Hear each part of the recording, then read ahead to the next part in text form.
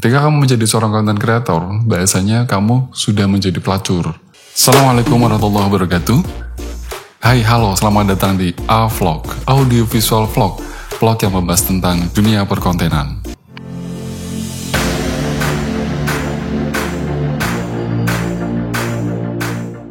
Nah, di vlog kali ini, nanti dulu. Sebelum saya lanjutkan vlog kali ini, saya mau ucapin terima kasih buat kamu, buat teman-teman yang udah nonton video saya yang sederhana ini. Paling tidak bermanfaat untuk kalian semua ya. Dan emang kalau kamu suka dengan video yang saya upload, kamu bisa share, kamu bisa like, lalu kamu kalau emang ada yang belum paham, kamu bisa kirim komen di bawah ya. Dan kalau emang kamu nggak mau ketinggalan tip dan trik dari saya, tetap harus subscribe dong, ya kan?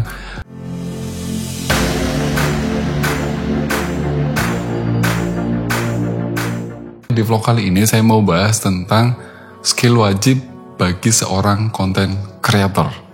Apa aja sih skillnya? Jangan kemana-mana, tetap stay cool di A-Vlog.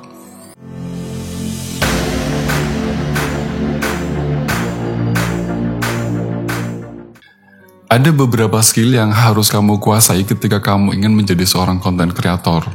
Ya, ini wajib tidak wajib, tapi berdasarkan pengalaman saya sebagai seorang content creator, juga sebagai seorang filmmaker juga ya. Tapi ini saya share berdasarkan pengalaman.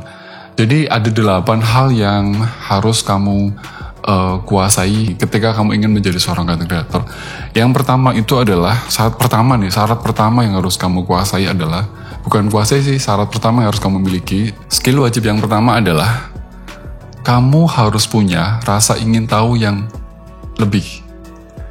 Jadi kalau saya ibaratkan itu, ya kamu berani bersungguh-sungguh, manjada wajada ya, kayak gitu sih. Kamu harus punya rasa ingin tahu yang tinggi dulu kalau memang kamu ingin menjadi seorang content creator. Karena di dunia industri kreatif itu, apalagi konten kreatif seperti ini, itu kamu harus punya rasa ingin tahu yang tinggi, rasa penasaran yang tinggi.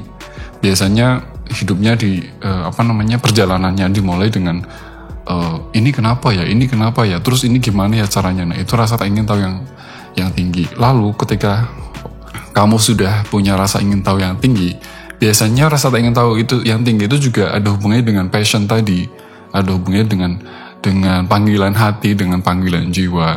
Lalu setelah itu pasti kamu sungguh-sungguh. Artinya gini, kalau kamu bikin konten, lalu kamu berhenti di tengah jalan, artinya kamu tidak punya rasa ingin tahu yang tinggi. Jadi sekedar hanya membedah rasa penasaran kamu, lalu sudah selesai. Nah, ini nggak bisa. Seorang content creator syarat pertama adalah kamu harus punya rasa ingin tahu yang tinggi, gitu, dan punya rasa kesungguhan. Itu yang pertama. Itu secara mental ya. Karena saya sebelum bahas skill-skill yang lain. Nah, itu yang paling utama. Yang kedua adalah kamu harus punya kemampuan riset. Ini udah pasti. Ketika kamu sudah punya rasa ingin tahu yang tinggi, pasti diimbangi dengan pengetahuan atau kemampuan riset. Itu otomatis kok. Riset di sini tuh riset apa? Ya riset topik, riset judul, riset rasa penasaran itu. Kenapa ya orang suka bikin misalkan masakan gitu, atau orang itu suka bikin vlog jalan-jalan gitu kan, atau orang suka bikin vlog pertanian, perdesaan dan segala macem.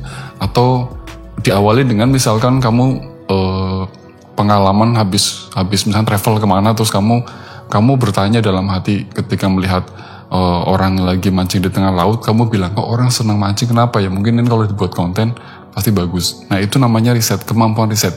Nah, riset di sini itu sebetulnya hubungannya dengan penonton ya.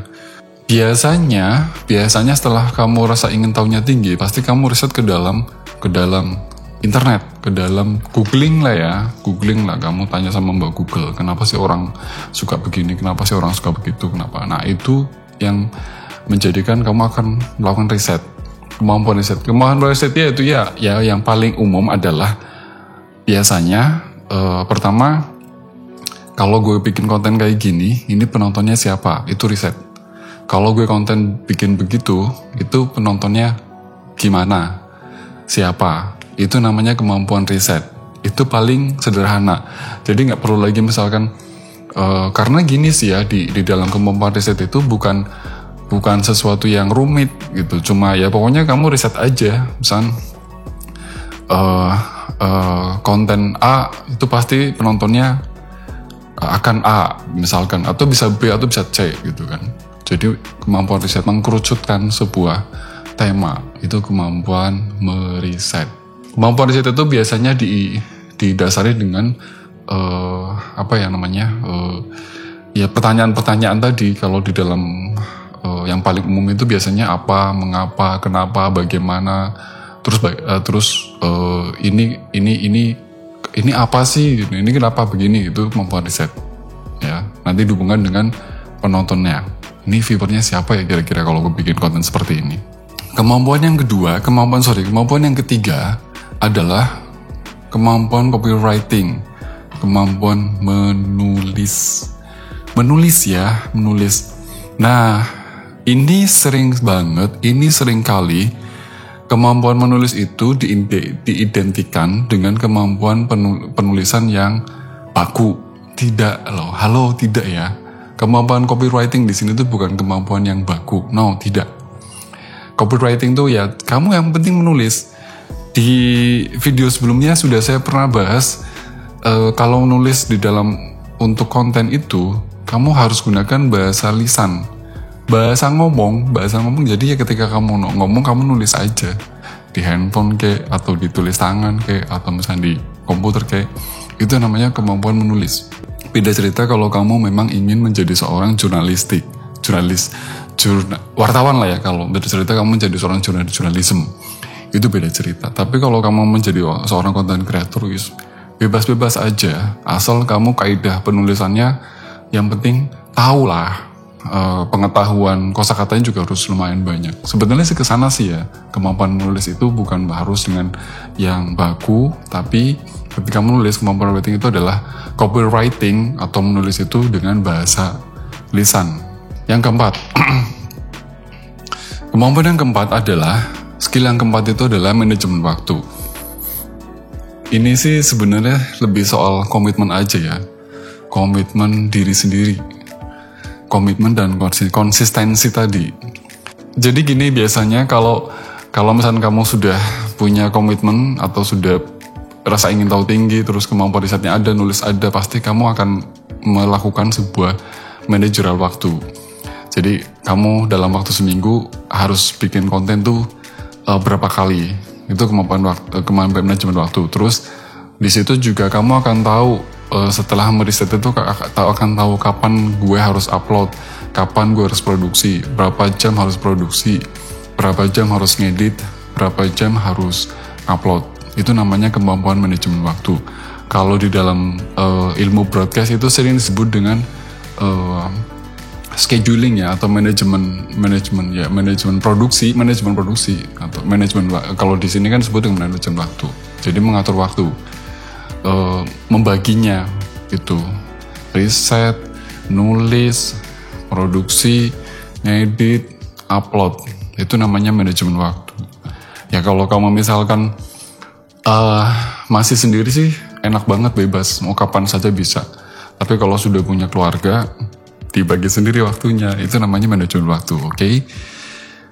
Yang kelima, kemampuan yang kelima atau skill yang kelima itu adalah kamu harus tahu tentang algoritma, istilah algoritma. Kamu harus tahu algoritma atau SEO, Search Engine Optimization.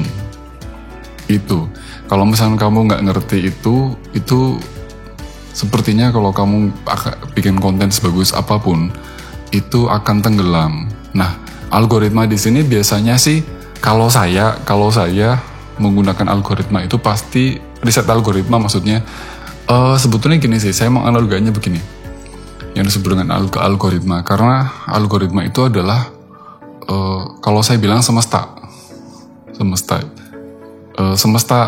ini sebetulnya lagi cenderungnya kemana. Ini cara memahami algoritma. lagi cenderungnya kemana, lagi sukanya kemana, lagi pengen yang dikejar itu apa. Maksudnya penonton ya, itu namanya algoritma. Jadi algoritma itu biasanya dibentuk berdasarkan keinginan penonton, bukan keinginan kamu. Gak bisa.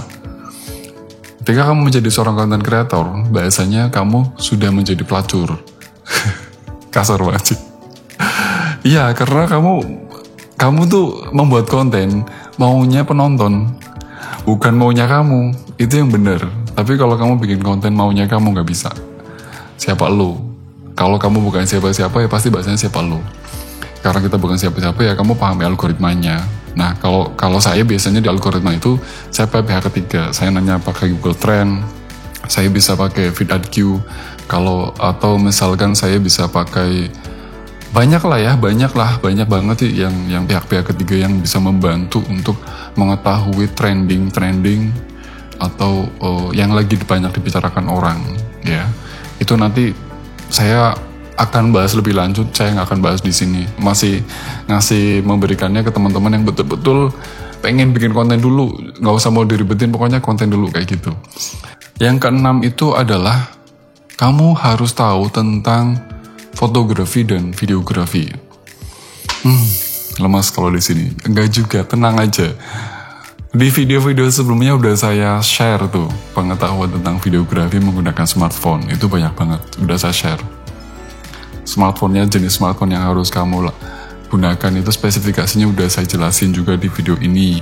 Lalu tip dan triknya kalau kamu mau ngambil gambar itu cara mulainya gimana, terus kalau mau bikin naskahnya gimana, terus kamu malu di depan kamera ngomong gimana caranya, itu juga udah saya bahas. Yang paling penting adalah kamu wajib tahu tentang kemampuan videografi dan fotografi. Itu biasanya kalau emang nggak punya kemampuan sama sekali, kamu bisa lakukan belajar sama yang pinter yang bisa, atau kamu bisa cari tempat kursus atau tempat berlatih ya, cari aja banyak di googling aja, tapi kamu spesifik ke situ dulu aja. Kamu mesti ngerti videografi dan fotografi. Wah, kenapa ini penting? Iya, karena yang kamu buat adalah konten yang berhubungan dengan audiovisual. Beda cerita, kalau kamu bikin kontennya hanya tentang tulisan aja, itu beda cerita. Tapi kalau audiovisual, ya kamu wajib tahu fotografi dan videografi tadi. Yang ketujuh, nah ini ada hubungannya dengan tadi. Kamu harus punya kemampuan editing video ya, atau editing foto. Dan kamu harus punya kemampuan juga tentang grafis. Ini dua hal tadi yang nomor 6 sama nomor 7 itu sebenarnya berkaitan erat hubungannya dengan seni audiovisual yang 6 dan nomor 7 ya. Jadi kamu harus tahu tentang kemampuan, kamu mesti bisa ngedit, kamu mesti bisa grafis walaupun dikit-dikit. Nah, contoh paling gampang ketika kamu bisa kemampuan editing, biasanya paling gampang itu gini. Kamu cek sendiri ya nanti caranya. Kamu punya kemampuan editing atau enggak di dalam editing itu, maksudnya nyusun loh, bukan yang kasih efek-efek gitu, itu beda cerita. No, editing di sini adalah kemampuan menyusun cerita, menyusun gambar. Karena kemampuan editing itu adalah kemampuan kamu untuk bisa bercerita lewat visual, lewat audiovisual. Itu namanya kemampuan editing. Nah, misalkan gini, paling simpel gini. Misalkan kamu buka handphone. Di handphone itu kamu punya stok video atau stok foto. Lalu kamu urutin menjadi editing, masukin di software misalkan VN atau Capcut ya, atau misalkan KineMaster. Itu kamu bisa masukin, lalu kamu susun. Atau kamu hanya susun menggunakan slideshow.